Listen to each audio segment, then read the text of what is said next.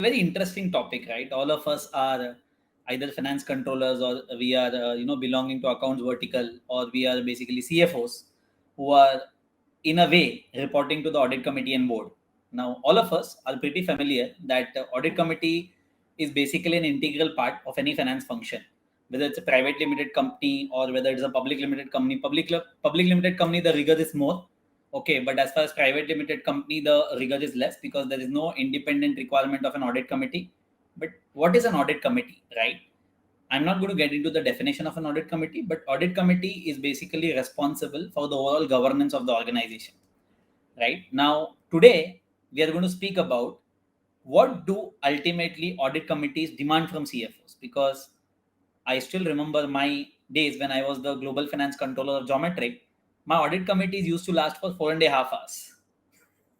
Yes, you heard it right. It is 4.5 hours. But the ironical fact is, audit committee, why it used to last for basically 4.5 and 5 hours? Because the way in which the accounts and the books of accounts and the financial statements were created for us, there were a lot of issues inherently relating to compliances, relating to risk, relating to financial accounting, relating to accounting position, relating to tax position. When there are issues like this, the only governance framework what needs to be established in any organization is basically the audit committee, right? Now, what do audit committees generally demand from CFOs, right? Now, the reality is, if the audit committee and the CFO don't go hand in hand, the firm is in for some trouble for sure. The enterprise, the organization is in trouble for sure. But first, let's see what an audit committee is and what role does a CFO play in it, right? Now, for the audit committee, the CFO acts as a window into management to get a view of the organization. Now, it's very important for all the CFOs to be honest, okay, and have high level of integrity as far as audit committee is concerned. The entire entity works on entity level controls, works on a risk governance framework, and the CFO is responsible to maintain the decorum internally within the organization, and he or she has to highlight to the audit committee, and he or she has to raise a red flag in case they find basically some issues. Right now, after dealing with the COVID setback, which is for the past 2 years, the audit committee would want to take the least risk in order to curb shocks. Right now, when I say this, there were a lot many shocks, there were a lot many issues, working capital management issues, risk issues, employee issues, everything for the last 2 years during the COVID era. So what the audit committee expects out of the CFO is to highlight and bring transparency, right? So shock resistance is the first objective what the audit committee needs to meet. Okay. Although shocks and surprises are part and parcel of running a business, the audit committee would want the CFO to be very proactive and to take care of the unavoidable or avoidable issues and inform them well before in advance if something was out of the blue happens. Something out of the blue happens. Now, when I was the controller of Geometric, I literally used to go to meet at least 3 members from the audit committee, including the audit committee chairman, and appraise them that during the quarter, we were a listed company. During the quarter, what sort of issues have happened? You can call it as a match fixing, but no, the objective is inform them well before in advance so that in the audit committee meeting, they're already familiar with the set of issues. What kind of accounting issues are there? What kind of issues are there in internal audit? What kind of issues are statutory auditors highlighted? Is there a deferred tax issue? Is there a gap position issue? Is there a business combination issue? Is there a consolidation issue because of which the tax books are getting impacted? All those things have to be preempted to the audit committee well before in advance. Now, CFO and CEOs from an audit committee perspective has to work together. What would really be appreciated by the audit committee is CEO and CFO going hand in hand, being effective partners. Many CEOs, seek support from the CFO as their strategist and catalyst who can align the financial strategy to business strategy for the growth and development of the business. Take an example of Rajesh Gopinathan and Indra Nooyi. They were the CFOs who are today successful CEOs. One is in TCS and one was in Pepsi, right? They were CFOs of the organization. Now, the audit committee often looks at the CEO CFO partnership to measure how will the top leadership team work together, right? Now, third expectation, audit committee expects all the CFOs basically to become an accounting guru.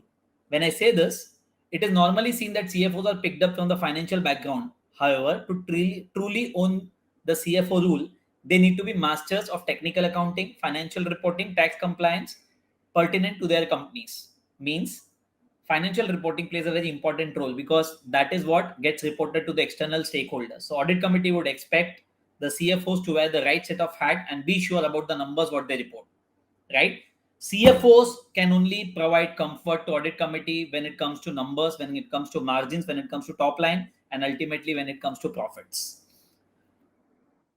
Open book, okay, very interesting concept. No committee chair would want to be blindsided by an unexpected event. Situation like these can be minimized when the CFOs proactively reach out to them and be frank and use open dialogue even on sensitive matters. Frauds can happen, financial reporting issues can happen. CFOs have to be transparent and they have to inform the audit committee much before in advance, okay, and raise an alarm right on time.